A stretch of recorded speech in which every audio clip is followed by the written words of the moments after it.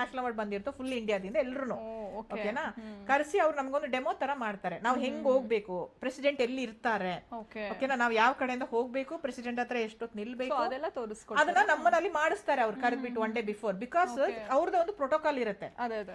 President ಗೆ ಯಾರು hand shake hand ಮಾಡಂಗಿಲ್ಲ, ಅವ್ರ ಕಾಲ್ ನಮಸ್ಕಾರ ಮಾಡಂಗಿಲ್ಲ, ಇದೆಲ್ಲ ಅವ್ರದ್ದೊಂದು ಪ್ರೋಟೋಕಾಲ್ ಇದೆ, ರೂಲ್ ಇದೆ ಅವ್ರದ್ದು. ಅದಕ್ಕಾಗಿ ನಾವು ಹೋಗ್ಬಿಟ್ಟು ಅಲ್ಲಿ ಮತ್ತೆ ಆ ನಡೆಯೋ ದಿನ ಏನಾದ್ರು ಇದಾಗುತ್ತೆ ಅಂದ್ಬಿಟ್ಟು ಮೊದ್ಲೇನೆ ನಮ್ಗೆ ಎಲ್ಲಾರನು ಕರೆದ್ಬಿಟ್ಟು ಸೇಮ್ ಟ್ರಯಲೇ ಮಾಡ್ತಾರೆ. ಬೇರೆಯವ್ರು ನಿಂತಿರ್ತಾರೆ, ನಾವ್ ಹಿಂಗ್ ಹೋಗ್ತಿವಿ, ಅವ್ರ ಹತ್ರ ಇಸ್ಕೊಂತೀವಿ, ಹೆಂಗ್ ಬರ್ಬೇಕು, ಎಲ್ಲಿ ಕೂರ್ಬೇಕು, ಈ ತರದನ್ನೆಲ್ಲ ನಮ್ಗೆ ಅವರು ಒಂದು ಡೆಮೋ ತರ ಮಾಡ್ತಾರೆ ಅಲ್ಲಿ.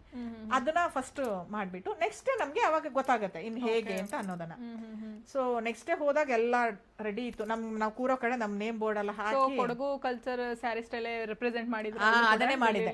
ಆಕ್ಚುಲಿ ಮೊದ್ಲಿಂದ ನಂಗೆ ಸ್ವಲ್ಪ ನನ್ನ ಕೊಡಗು, ನನ್ನ ಕಲ್ಚರು, ನನ್ನ ಸ್ಯಾರಿ, ನನ್ನ ಭಾಷೆ ತುಂಬಾ ತುಂಬಾ ಇಷ್ಟ ನಂಗೆ.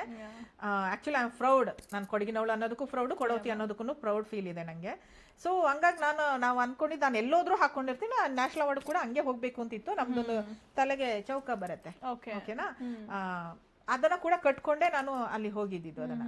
ಓಕೆ, ಹಂಗ ಅದು ಹೋಗ್ಬೇಕು ಹಂಗೇನೆ ಇತ್ತು, ಹಾಗೇನೆ ಹೋಗಿದ್ದು ಕೂಡ.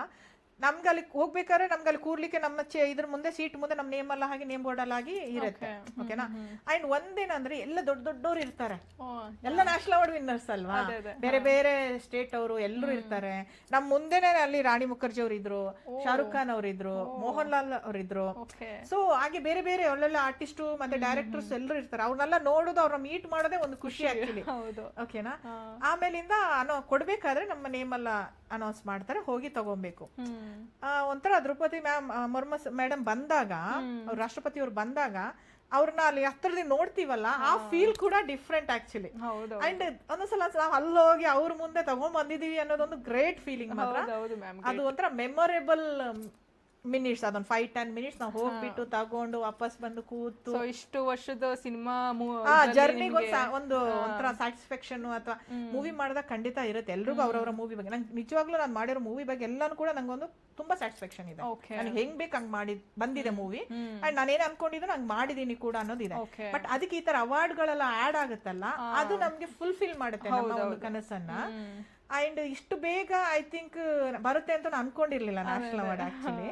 ಬಟ್ ಹಾರ್ಡ್ ವರ್ಕ್ ಮಾಡಿದಾಗ ಯಾರೇ ಆಗ್ಲಿ, ನೀವು ಕಷ್ಟಪಟ್ಟು ಒಂದು ಕೆಲಸ ಮಾಡಿದ್ರೆ ಇವತ್ತೆಲ್ಲ ನಾಳೆ ಪ್ರತಿಫಲ ಸಿಗುತ್ತೆ ಅನ್ನೋದನ್ನ ನಾನು ನಂಬ್ತೀನಿ ಕೂಡ. ಅದು ನಂಗೆ ಸಿಕ್ಕಿದೆ ಕೂಡ.